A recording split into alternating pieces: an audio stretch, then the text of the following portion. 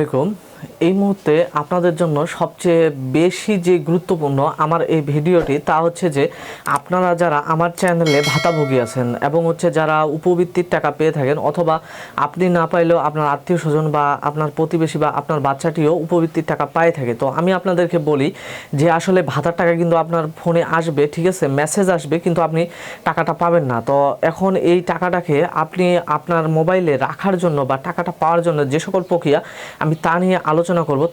তবে তার আগে অবশ্যই আপনারা আমার চ্যানেলটিকে সাবস্ক্রাইব করবেন, লাইক করবেন, কমেন্ট করবেন এবং শেয়ার করে অন্যান্য জনের কাছে পৌঁছায় দিবেন এবং পাশে থাকা বেল আইকনটি বাজিয়ে রাখবেন, তাহলে আমি নতুন নতুন ভিডিও আপলোড দেওয়ার সাথে সাথে আপনারা পাই যাবেন। তো আমি আপনাদেরকে বলি যে আসলে ভাতার টাকার যেই মেসেজটা, এই মেসেজটা তো আপনার ফোনে আসবে, তাহলে টাকাটা আপনার ফোনে থাকবে না কেন?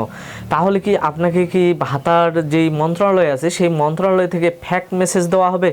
আসলে না, আপনাকে ভাতা মন্ত্রণালয় থেকে বা যে জায়গা থেকে ভাতার টাকাটা সেন্ড করা হয়, যে সকল গেটওয়ে সিস্টেম থেকে নগদ, বিকাশ, রকেট, উপায়, এরা কিন্তু আপনাকে ঠিকই টাকাটা সেন্ড করবে। এরা কিন্তু আপনার সাথে কোনো প্রকার প্রতারণা করবে না, আর এরা কিন্তু কোনো সময়ের জন্যই তাদের গ্রাহকের সাথে প্রতারণা করে না। কারণ বিষয়টা হচ্ছে যে তারা যে টাকাগুলো সেন্ড করে থাকে আপনাদের অ্যাকাউন্টে, এর হিসাবটা কিন্তু বাংলাদেশ ব্যাংক তাদের কাছ থেকে নেয় যে আসলে তারা কতটি অ্যাকাউন্টে এখন পর্যন্ত টাকাগুলো পাঠিয়েছে, এবং বাংলাদেশ ব্যাংক তাদেরকে যেই টাকাগুলো দিয়েছে ভাতাভোগীর জন্য, তারা আসলে সেই টাকাগুলো সেন্ড করছে নাকি তারা নিজের কাছে রেখে দিয়ে তারা তো ফ্যাক একটা রিপোর্টও দিতে পারে। তো তার জন্য কিন্তু বাংলাদেশ ব্যাংকের সাথে বিকাশ, নগদ, রকেট বা উপায় যে মোবাইল ব্যাংকিং সিস্টেমগুলো আছে, এই ব্যাংকের অ্যাকাউন্টগুলো কিন্তু গেটওয়ে সিস্টেমের সাথে অ্যাড-অনস বলা হয়, অর্থাৎ এটা একটা প্লাগ ইন সিস্টেম, যে প্লাগ ইন করা আছে। বাংলাদেশ ব্যাংক তাদের অফিসে বসে থেকে তারা কিন্তু দেখতে পায় যে আসলে তারা কতজন ভাতাভোগীকে এখন পর্যন্ত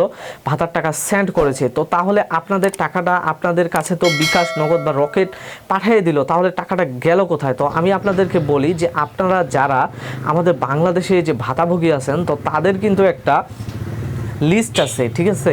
তো এই লিস্টে কিন্তু আপনাদের যাবতীয় সকল তথ্য আছে। সেখানে আপনার এনআইডি নাম্বার, আপনার স্থায়ী ঠিকানা এবং আপনার বর্তমান ঠিকানা, আপনার বয়স কত, আপনার বাবার নাম, মায়ের নাম পর্যন্ত এরকমভাবে একটা কিন্তু ডিটেলসের একটা লিস্ট আছে। তো এই লিস্টগুলো কিছু কিছু ইউনিয়ন পরিষদ বা কিছু কিছু সিস্টেমে এগুলো কিন্তু জনসাধারণের জন্য ওপেন করা আছে। তো এইখানে যখন এগুলো ওপেন করা আছে, আমাদের দেশে একটা কিন্তু প্রতারক চক্র আছে। আপনারা জানেন যে আপনাদেরকে সুন্দরভাবে কিন্তু ফোন দেয়, ফোন দিয়ে তারা বলে যে স্যার আপনি কি অমুক একজন নাম, আপনি কি অমুক উপজেলায় থাকেন বা অমুক ইউনিয়নে থাকেন, যেহেতু লিস্টে আপনার সমস্ত কিছু আছে, তো আপনি কি একজন ভাতাভোগী বা আপনি কি একজন প্রতিবন্ধী, আপনি কি এত টাকা ভাতা পায় থাকেন?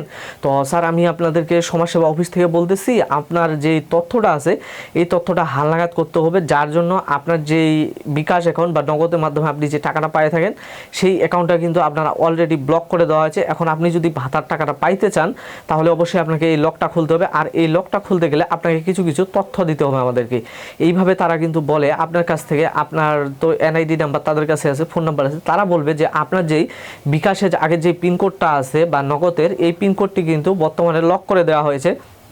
এই পিনকোডটি দিয়ে আপনি টাকা তুলতে পারবেন না। তো তার জন্য আপনি আপনার আগের যে পিনকোডটি আছে সেই পিনকোডটি আমাদেরকে প্রদান করুন, আর আমরা আপনার মোবাইলে 6 সংখ্যার একটা কোড পাঠাচ্ছি, সেই কোডটি আপনারা আমাদেরকে দিয়ে দেন। খবরদার আপনারা কখনো ভুল করে এই যে পিনকোড এবং যে ওটিপি কোডটা, এই কোডটা কখনোই আপনারা কিন্তু শেয়ার করবেন না তাদের সাথে। আপনি যদি এই পিনকোড বা ওটিপিটা যদি শেয়ার করেন তাহলে হইল যে আপনার অ্যাকাউন্টের যে তথ্যটা আছে এই তথ্যটা বা টাকাগুলো সমস্ত কিছুই তারা কিন্তু তুলে নিতে পারবে, অর্থাৎ তারা আপনার অ্যাকাউন্টের অ্যাক্সেস নিতে পারবে। তো বিকাশ, নগদ বা রকেট আপনার কাছে টাকাটা পাঠাইলো ঠিকই, কিন্তু আপনি আর টাকাটা তুলতে পারতেছেন না, কারণ আপনার কাছে টাকা আসার আগেই এই হ্যাকারগুলো কিন্তু খুবই সজাগ। তারা কিন্তু মনে করেন যে ওত পেতে থাকে, তারা দেখে যে কখন টাকা আসতেছে। তো তারা যখন বুঝতে পারবে যে আপনার অ্যাকাউন্টে টাকা ঢুকে গেছে, আপনার থেকে খুব দ্রুতই তারা কিন্তু ওই টাকাটা অন্য কোথাও ট্রান্সফার করে নেবে। তার মানে আপনার অ্যাকাউন্টে মেসেজ আসলেও আপনি কিন্তু আর টাকাটা তুলতে পারতেছেন না, কারণ আপনার তো অ্যাকাউন্ট ব্যালেন্স জিরো। তো আমি যে আপনাদেরকে সতর্কতামূলক যে পোস্টটা করলাম, এটা কিন্তু অলরেডি বাংলাদেশে বহুজনের সাথে ঘটে গেছে।